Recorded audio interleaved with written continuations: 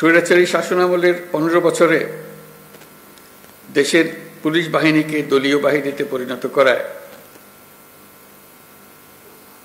সমস্ত ব্যবস্থা ধ্বংস হয়ে গিয়েছিল। স্বৈরাচারের অবৈধ অন্যায় আদেশ পালন করতে গিয়ে পুলিশ বাহিনী ব্যাপকভাবে জনরোষের মুখে পড়ে। অনেক সৎ পুলিশ সদস্যদেরও এই জন্য মাশুল দিতে হয়েছে।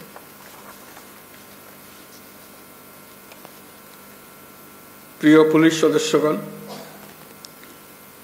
গত আগস্টে অন্তর্বর্তী সরকার যখন দায়িত্ব গ্রহণ করে সে সময় এদেশের আইনশৃঙ্খলা বাহিনী ভঙ্গুর অবস্থায় ছিল।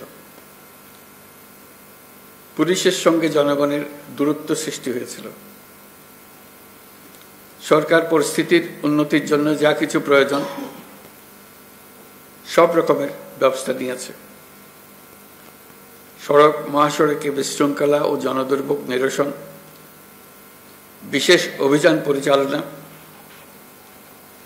অংশীজনের সাথে পুলিশের আন্তঃযোগাযোগ জোরদার করা,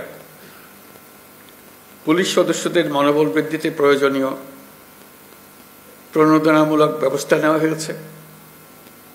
আপনাদের অক্লান্ত পরিশ্রমে শান্তিপূর্ণভাবে দুর্গাপূজা, বিশ্ব ইজতেমা, ঈদ উল ফিতর, বাংলা নববর্ষ সহ বিভিন্ন উৎসব অনুষ্ঠিত হয়েছে।